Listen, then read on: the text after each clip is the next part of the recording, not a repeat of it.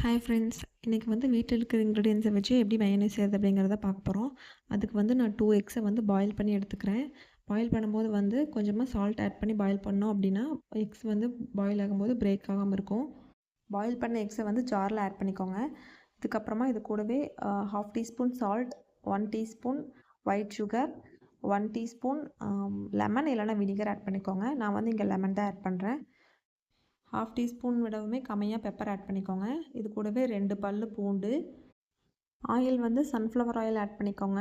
ஏன்னா கடலெண்ணெய் அந்த மாதிரி ஆட் பண்ணோம் அப்படின்னா அதோட ஸ்மெல் வந்து தனியாக தெரியும். அதனால எந்த ஸ்மெல்லுமே இல்லாத மாதிரி இருக்கிற ரிஃபைண்ட் ஆயில் ஆட் பண்ணிக்கோங்க. நான் இங்கே சன்ஃப்ளவர் ஆயில் தான் ஆட் பண்ணியிருக்கிறேன். ஆயில் வந்து இந்த மயோனைஸை வந்து திக்கன் பண்ணுறதுக்கு ஹெல்ப் பண்ணும். நம்ம இங்கே வந்து பாயில்டு எக் தான் ஆட் பண்ணியிருக்கிறோம் அப்படிங்கிறனால நமக்கு 1/2 டேபிள் ஸ்பூன் மட்டும் இருந்தால் போதும். இன்கேஸ் நம்ம எக்கை பாயில் பண்ணாமல் எடுத்துக்கிட்டோம் அப்படின்னா இன்னுமே வந்து அதிகமாக ஆயில் தேவைப்படும்.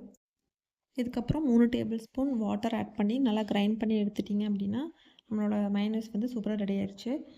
இப்போல்லாம் எந்த ஹோட்டல்லையுமே மோஸ்ட்டாக வந்து மயோனைஸ் கொடுக்கறது கிடையாது. ஸோ நீங்கள் வீட்டிலேயே இந்த மாதிரி ஈஸியாக செஞ்சு ட்ரை பண்ணி பாருங்கள்.